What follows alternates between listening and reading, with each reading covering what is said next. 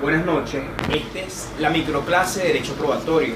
A continuación voy a explicar todo lo concerniente a tres medios de prueba. El primero es la confesión. La confesión es el reconocimiento oral y expreso que recae sobre los hechos de una determinada litigio o controversia, donde lo narrado por el confesante actúa de forma desfavorable a sus pretensiones.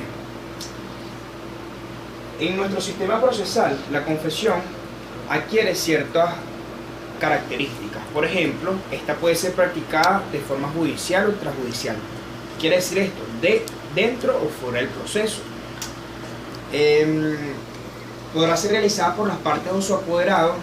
La misma, luego de practicada, adquiere valor probatorio de plena prueba y solo podrá ser revocada si el confesante probare que proviene de un error de hecho. Es la única forma de revocar su efecto. Cuando hablamos de los tipos de confesión, nos encontramos con la confesión expresa, que es la que se realiza de forma voluntaria, con la confesión simple, que es la que se realiza sin modificaciones, con la confesión cualificada, que es donde el confesante admite los hechos, pero a su vez busca atenuar los efectos jurídicos que pueda producir dicha confesión. Como por ejemplo, yo atropellé a ese sujeto debido a que él me disparó con un arma.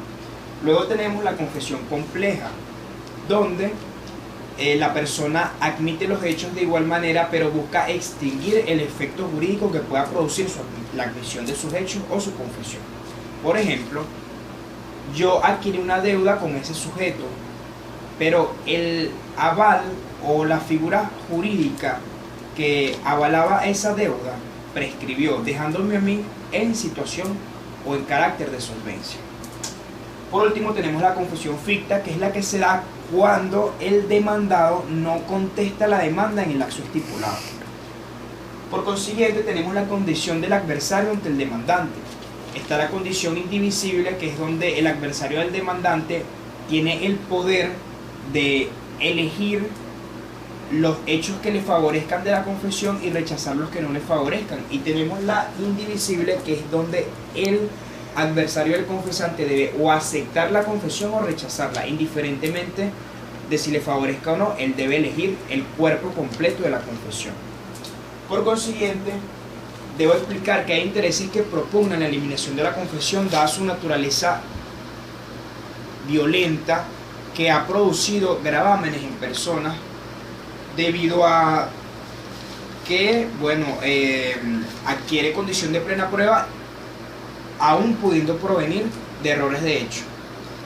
Por último, es necesario acotar que el artículo 49 de la Constitución nos indica que nadie está obligado a confesar contra sí mismo, y que para que la confesión pueda adquirir valor probatorio deberá ser practicada sin coacciones. Por consiguiente, voy a hablar sobre las posiciones juradas.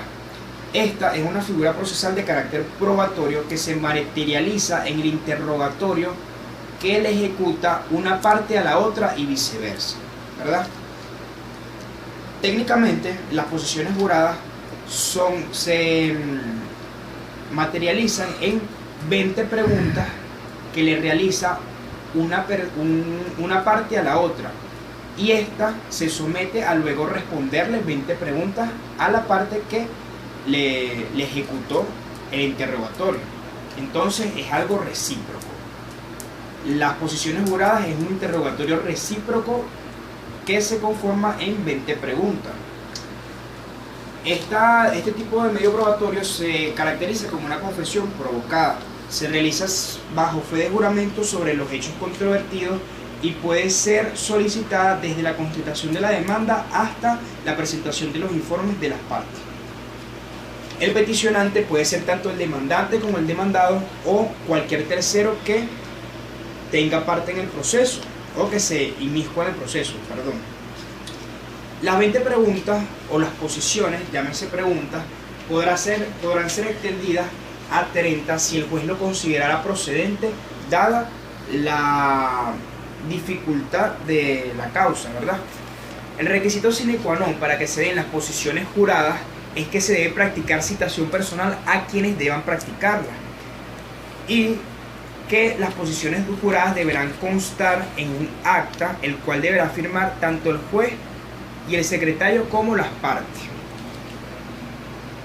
Por último, debo acotar que hoy en día no se utilizan las posiciones juradas, o poco difícil es el litigante que se arriesgue a utilizarlas, debido a que se considera muy problemático o muy riesgoso el efecto que pueda producir practicarla. Esto quiere decir que si es como jugarse un ticket de lotería, y se puede ganar o perder, y debido a esta razón pocos litigantes la practican.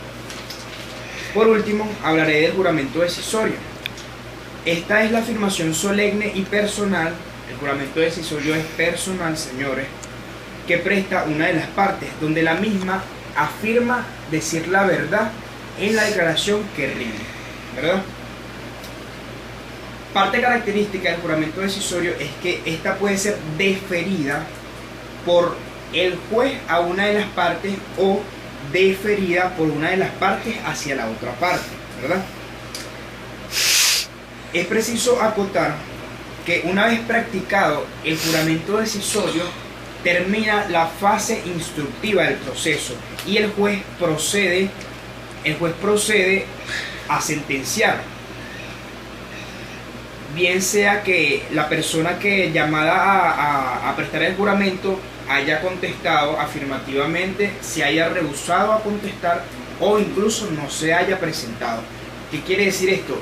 Que luego de practicado el juramento decisorio, luego de fijado el momento procesal para que se practique, se pasará a decidir sobre la causa.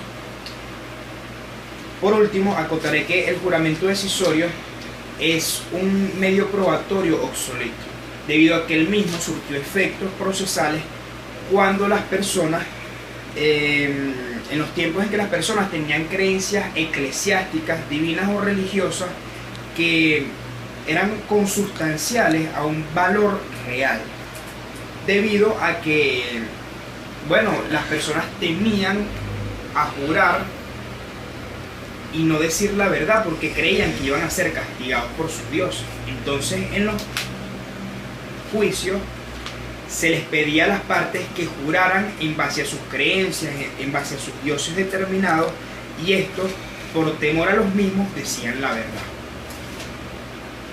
Bueno, esto fue todo en cuanto a los 3 medios de prueba.